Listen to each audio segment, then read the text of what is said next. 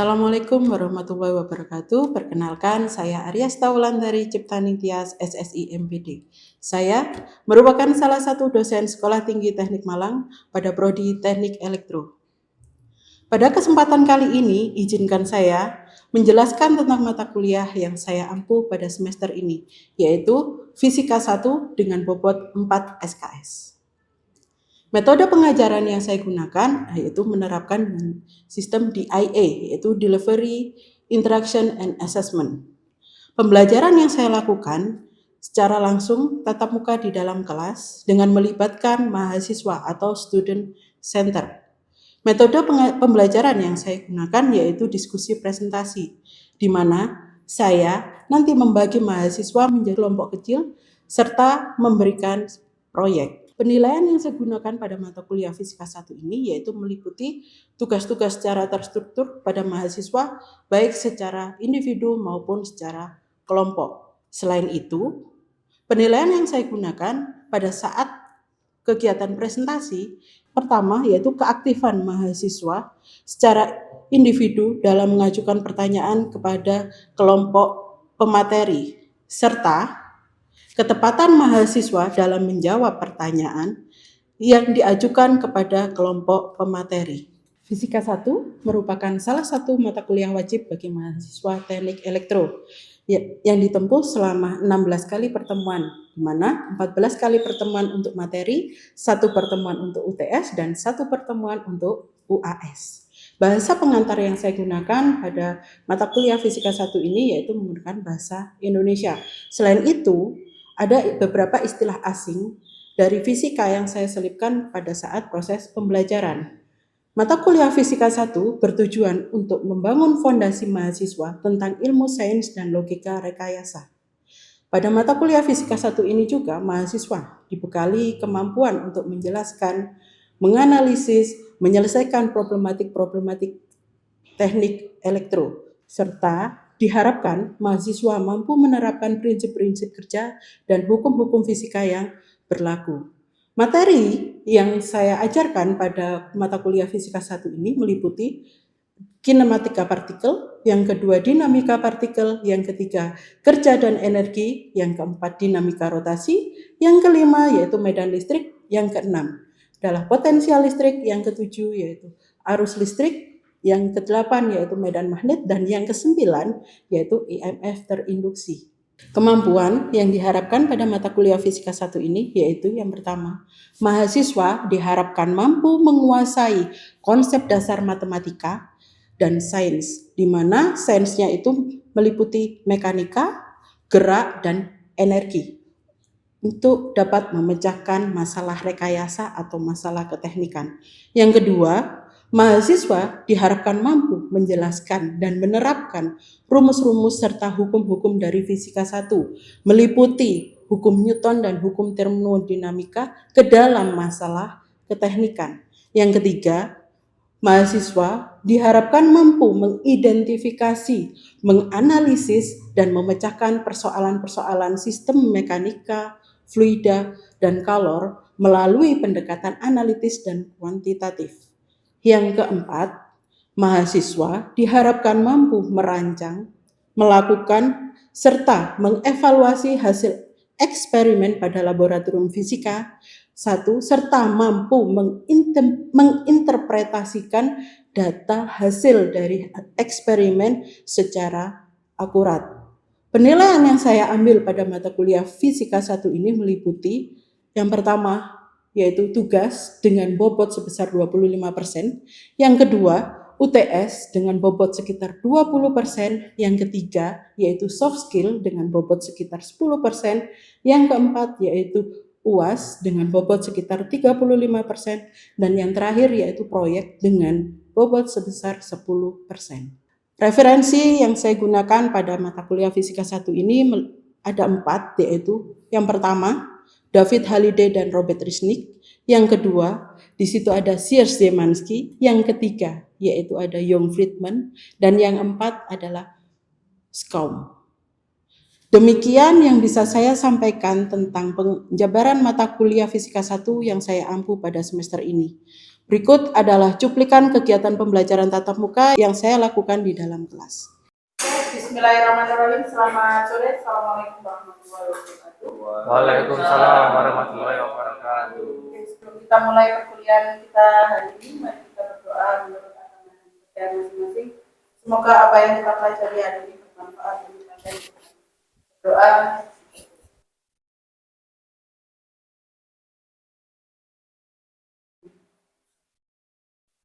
Oke, gimana kabarnya hari ini? Alhamdulillah baik. Untuk pertemuan hari ini, pertemuan keempat ya. Ya, 4 Kita akan mempelajari tentang perpindahan, percepatan, dan kecepatan. Di sini yang dimaksud perpindahan yang nanti adalah perpindahan yang biasa atau sering dipakai pada bidang elektro, teknik elektro. Kemudian ada percepatan yang biasa dipakai diaplikasikan pada bidang elektro, dan kecepatan yang biasa diaplikasikan pada bidang elektro. Nah, untuk pertemuan kali ini kita akan mendengarkan presentasi dari kelompok 4 ya, tentang perpindahan, kecepatan, dan percepatan. Monggo untuk kelompok 4 saya persilahkan.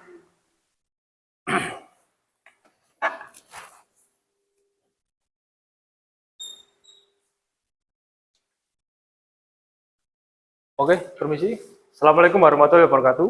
Waalaikumsalam warahmatullahi wabarakatuh. Di sini saya kelompok 4 akan mempresentasikan tentang materi perpindahan, percepatan, dan kecepatan, teman-teman. Yang pertama saya akan menjelaskan tentang perpindahan. Nah, perpindahan itu sendiri adalah perubahan posisi suatu benda yang diukur dari titik awal dan juga titik akhirnya. Nah, dari gambar itu ada titik A dan B. Yang warna biru itu merupakan perpindahan, dan yang dihitung itu hanya titik awal dan titik akhirnya saja. Sedangkan yang warna hijau itu merupakan jarak. Jadi dihitungnya itu semuanya, mulai dari kita melangkah sampai kita berhenti di titik awal sampai titik akhirnya. Lalu ada rumus perpindahan dasar. Itu sederhananya itu seperti rumus Pitagoras. Nah, seperti contoh soalnya, Ayah berjalan sejauh 6 meter ke arah selatan dan ke barat sejauh 8 meter. Nah, untuk menghitung perpindahannya itu, kita tinggal menghitung titik awal dan titik akhirnya, tinggal ditarik garis lurus dan dimasukkan ke rumus Pitagoras. Seperti pada PPT, hasilnya akan ketemu 10 meter. Sedangkan kalau menghitung jarak itu, yang hitung itu semuanya 6 ditambah 8 meter. Jadi hasilnya kalau untuk jarak itu 14 meter.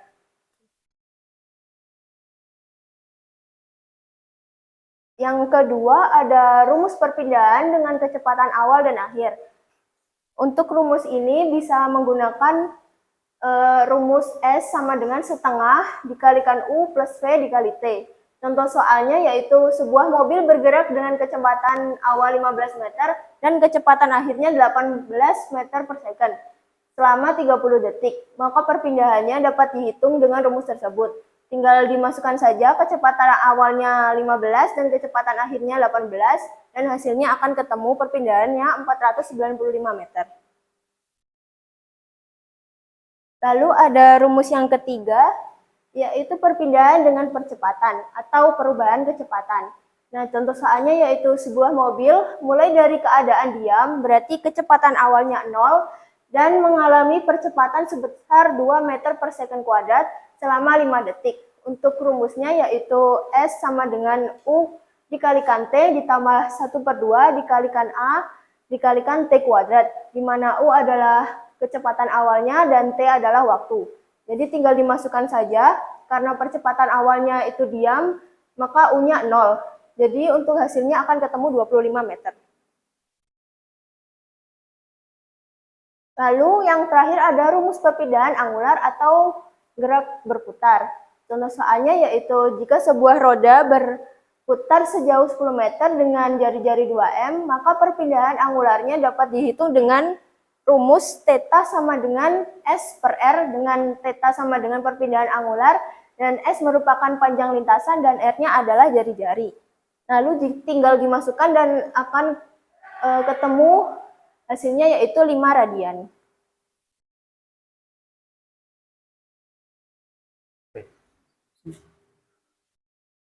Oke, akan saya lanjutkan.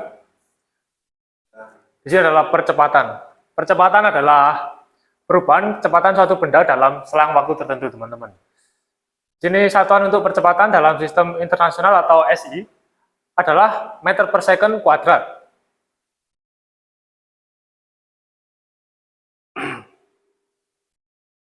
Oke, percepatan ada dua, yaitu percepatan positif. Di sini ketika kecepatan suatu benda meningkat, percepatannya bernilai positif. Contohnya, mobil yang mulai bergerak dari keadaan diam dan semakin cepat. Yang kedua adalah percepatan negatif atau perlambatan. Di sini ketika kecepatan suatu benda berkurang, percepatannya bernilai negatif. Contohnya, mobil yang mengerem untuk berhenti. Oke, di sini ada rumus percepatan rata-rata, teman-teman. Di sini ada, bisa dilihat, A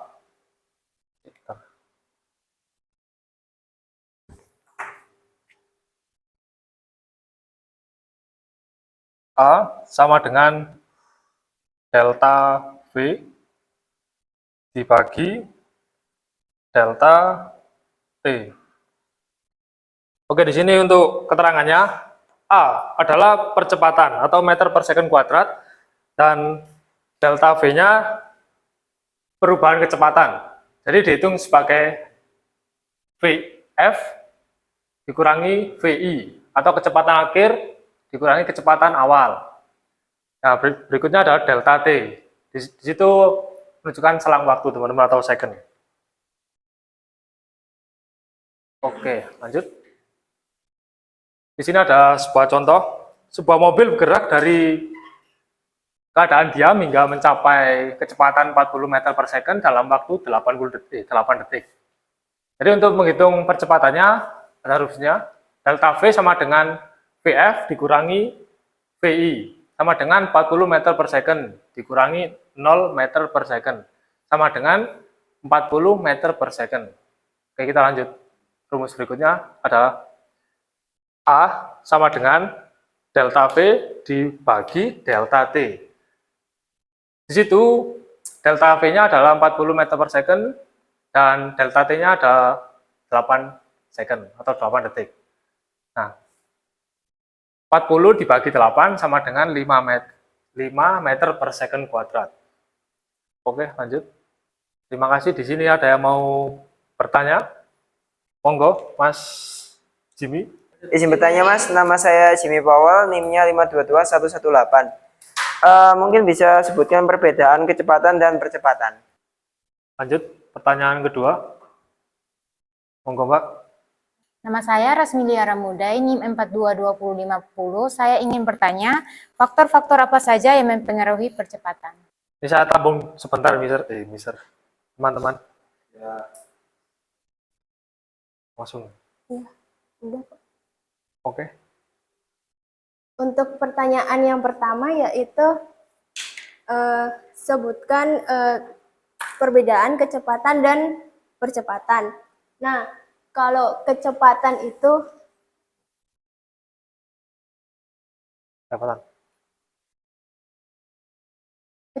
itu merupakan besaran dari vektor yang memiliki dua komponen penting, yaitu nilai dan arah. Intinya kecepatan itu hanya menghitung seberapa cepat suatu benda berpindah dari satu tempat ke tempat lain dalam waktu tertentu. Contohnya itu kayak kita, seumpama saya pergi ke jarak 100 meter dalam waktu 5 menit. Nah, itu kecepatannya tinggal 100 meter dibagi 5 menit. 5 menit itu berapa sih? 5 kali 60. 300. Ya. Berarti 100 meter dibagi 600. 300. Jadi kecepatannya itu 0,3 meter per second. Sedangkan kalau percepatan itu perubahan di kecepatannya. Kayak Jadi kalau percepatan itu semua kita naik motor. Nah, kita kan pasti akan dari diam itu ngegas. Nah, itu namanya percepatan positif. Sedangkan kalau kita ngerem itu namanya percepatan negatif. Jadi akan berhenti gitu. Intinya kalau kecepatan itu seberapa cepat kita berpindah dari suatu tempat ke tempat lain, sedangkan kalau percepatan itu perubahan dari kecepatannya. Gitu. Apa bisa dipahami?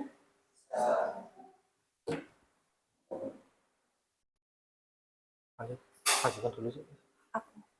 Lalu ada pertanyaan yang kedua, yaitu faktor apa saja yang mempengaruhi kecepatan. Nah, faktor yang pertama itu ada yang namanya gaya, atau dalam hukum Newton 2 itu F itu sama dengan M kali A, atau massa dikalikan percepatan. Jadi semakin besar gayanya, maka percepatannya itu akan semakin besar juga jika massanya sama. Contohnya jika ada sebuah kotak besar dua dengan massa yang sama, lalu didorong dengan gaya yang berbeda, yang satu besar, yang satu kecil, maka yang lebih besar itu percepatannya akan lebih besar. Apa bisa dipahami? Yang kedua itu yang mempengaruhi ada massa benda. Nah, massanya itu jika semakin besar massanya, maka percepatannya akan semakin kecil. Intinya kayak mendorong benda yang berat gitu. Jadi kan geraknya lebih lambat. Jadi percepatannya lebih kecil. Tapi gayanya harus sama. Apa bisa dipahami? Lalu yang ketiga, waktu. Waktu itu juga dibutuhkan untuk percepatan, karena percepatan itu kan rumusnya kecepatan dibagi waktu. Oke, sekian dari presentasi saya. Wassalamualaikum warahmatullahi wabarakatuh. Waalaikumsalam warahmatullahi wabarakatuh. Gua bisa kembali. Terima kasih untuk pemateri dari kelompok A. Di situ ada pertanyaan yang pertama tentang apa beda kecepatan dan percepatan, apa itu yang dimaksud dengan kecepatan saat dan kecepatan rata-rata, terus kemudian apa saja faktor-faktor yang mempengaruhi percepatan. Ya, oke, teman-teman. Di sini ada perpindahan, ada kecepatan, dan ada percepatan. Oke. Sebenarnya tiga kata ini itu merupakan turunan dari sebuah perpindahan. Oke, tadi di kelompok 4 menyebutkan bahwa perpindahan itu adalah berpindah dari titik A ke titik B. Oke, berpindah dari titik A ke titik B dengan selang waktu tertentu dan dengan jarak tertentu. Itu adalah yang dinamakan perpindahan, atau biasa kita sebut dengan S. Dengan satuan di sini adalah meter. Maka untuk perpindahan,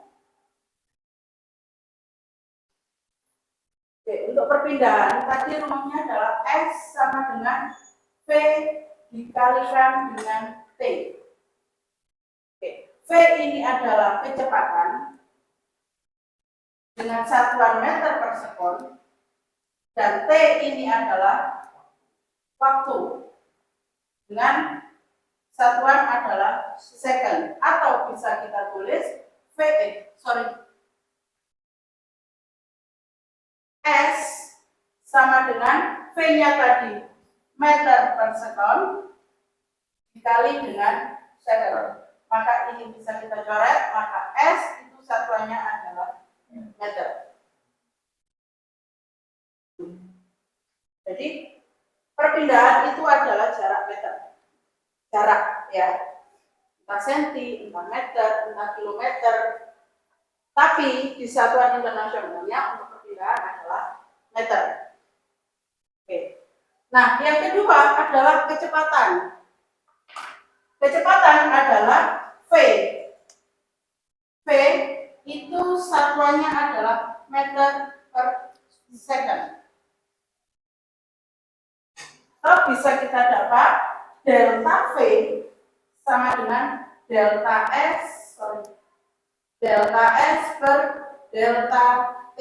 Ini adalah delta itu adalah perubahan jarak terhadap perubahan waktu.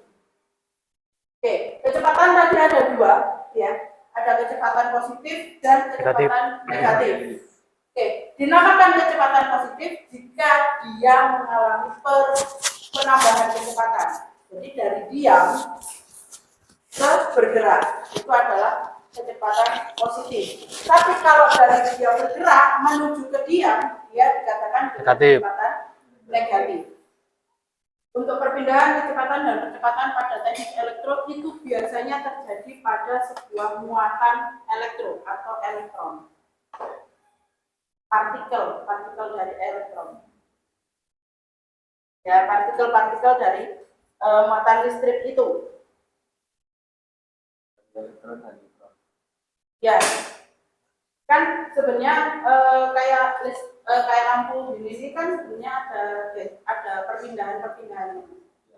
Nah, itu di situ perpindahan tentang muatan listriknya, elektron dan neutronnya.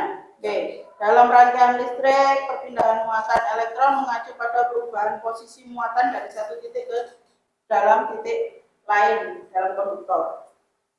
Oke, kalau kecepatan dalam konteks kelistrikan itu biasanya kecepatan hanyut atau drift velocity, yaitu laju rata-rata perpindahan muatan per satuan waktu. Merupakan ukuran seberapa cepat muatan bergerak dalam rangkaian dan arah geraknya. Nah, kayak listrik nyala gini, kan nggak mungkin kelajuan dari sebuah muatannya itu berjalan lambat. Kita nyalakan saklar, langsung nyala. Nah, berarti kan dia bergeraknya seperti apa? Kelajuannya harus seperti apa?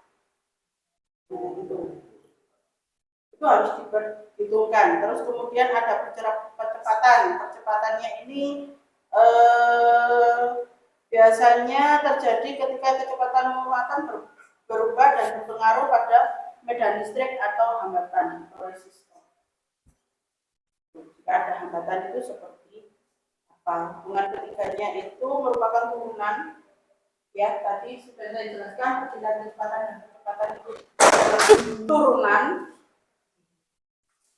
Terus pengaruh medan listrik. Terus kemudian hambatan. Itu untuk hubungannya. Oke, ada yang ditanyakan teman-teman? Oke, ada yang ditanyakan? Sudah? Oke, untuk hari ini saya akhiri. Terima kasih teman-teman. Selamat sore. Assalamualaikum. Demikian deskripsi singkat tentang mata kuliah Fisika 1 serta cuplikan kegiatan pembelajaran di dalam kelas yang saya lakukan. Semoga apa yang saya sampaikan dapat menjadikan gambaran teknis pengajaran yang saya lakukan. Terima kasih sebesar-besarnya kepada tim penilai dan tim panitia sertifikasi dosen tahun 2026. Saya juga menyampaikan penghargaan setinggi-tingginya kepada Direktorat SDM Ditjen Dikti Saintex dan juga teman-teman kampus Sekolah Tinggi Teknik Malang. Demikian yang bisa saya sampaikan. Terima kasih. Wassalamualaikum warahmatullahi wabarakatuh.